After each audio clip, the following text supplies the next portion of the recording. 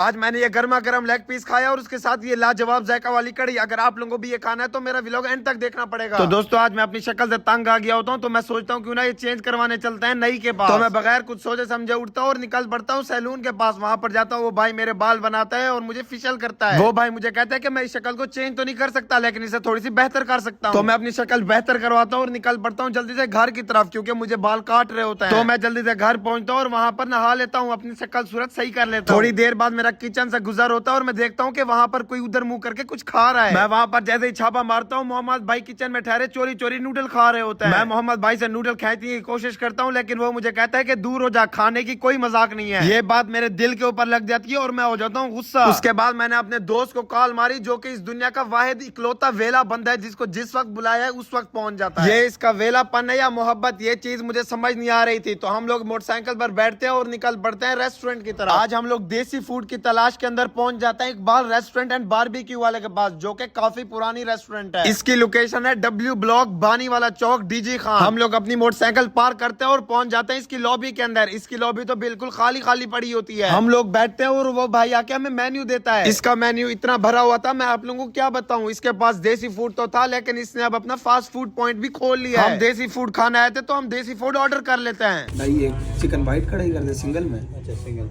हाँ एक barbecue leg piece कर दे। एक मलाई बोटी कर दें। मलाई बोटी नहीं है। मलाई बोटी नहीं है, एक टिक्का बोटी कर दें। एक टिक्का बोटी, एक लेग।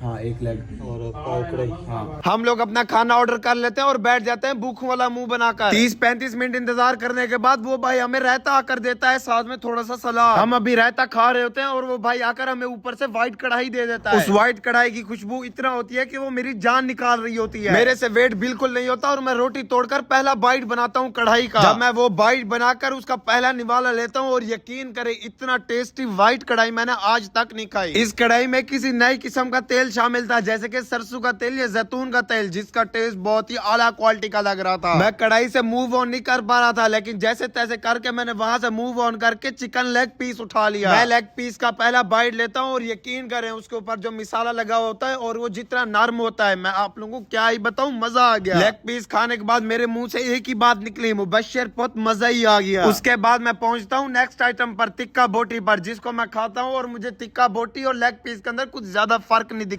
टिक्का बोटी फड़काने के बाद मैं अपने लास्ट आइटम पर पहुंच जाता हूँ, कबाब पर। उसके ऊपर मैं थोड़ा सा लीमू छिड़कता हूँ और उसको उठाकर अपने मुंह के अंदर डाल देता हूँ। इनका कबाब जब मैंने खाया मुझे पता चला इनका कबाब तो बिल्कुल पतला सा है, तो खाने में वो मजा नहीं आया। मुझे इनका लेग पीस सबसे हैवी लगा था, तो मैंने लेग पीस उठाकर उसको एक और शिफ्ट दे दी। मैं लेग पीस खा रहा था और पीछे से मेरा दोस्त मुझे आवाज दे रहा था कि बस कर दे, मैंने भी खाना है, लेकिन लेग पीस इतना टेस्टी था मैं नहीं रुका। खाना वगैरह साफ करने के बाद अब बारी आ गई थी बिल की। मैंने जब बिल देखा मैं खुश हो गया, क्योंकि इनका टेस्ट काफी अच्छा था और बिल बहुत कम था। मेरे जहन में 1700-1800 चल रहा था, लेकिन यहाँ पे तो हम 1450 के अंदर फारिग हो गए। तो मैंने बिल पे किया और हम निकल आए अपने घर की तरफ वापस। मैं आप लोगों को रिकमेंड करता हूँ कि यहाँ पर आके इसकी व्हाइट कढ़ाई और इसका लेग पीस लाजमी खाएं। हम लोग मोटरसाइकिल पर बैठते हैं और निकल जाते हैं अपने घर। मेरा दोस्त मुझे अपने घर ड्रॉप करता है और निकल जाता है वो अपने घर की तरफ। आप लोगों को मिलेंगे नेक्स्ट व्लॉग में, तब तक के लिए दुआ में याद रखिएगा। अल्लाह हाफिज।